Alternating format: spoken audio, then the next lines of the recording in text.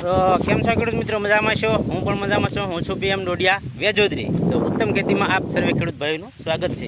તો ખેડૂત મિત્રો, આજે આપણે વાત કરવાની છે કે ઉનાળુ બાજરીની અંદર કઈ બાજરીનું વાવેતર કરવું જેથી આપણને ઉત્પાદન સારું મળે અને ખાવામાં પણ સારી, એનો નિરાવ પણ સારો. તો ચાલો જાણીએ. તો ખેડૂત મિત્રો, તમે જોઈ શકો છો આ લીડર કંપનીની નીચા કરીને બાજરી છે.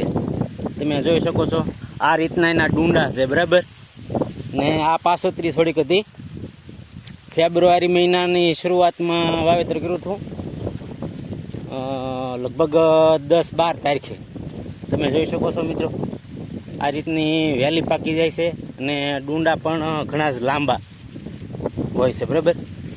તો આપણે આ પિત્તવાળી જમીન કહેવાય, તમે જોઈ જશો. તો આ ટાઈપનું એનું ડુંડું છે, પિત્તવાળી જમીન છે, છતાંય પણ આવા ડુંડા ને આવી બાજરી છે, તમે જોઈ શકો છો.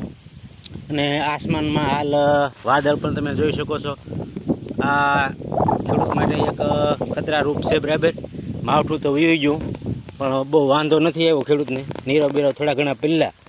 હવે બાજરી લેવા દઈએ તો સારું, તો કંઈક આપણે રોટલા ખાઈએ હું રહી, બાકી તો પછી જઈ જવાનું, જય કિસાન કરવાનું રહે. કારણ કે બાજરી કાંઈ હોય નહીં તો શું કરવું. તો તમે જોઈ શકો છો આ રીતનું મેં વાઢવાનું શરૂ કરી દીધું. 2 દીમાં લઈને 2-4 દીમાં ઘર ભેગી કરી દેવાની છે, બરાબર.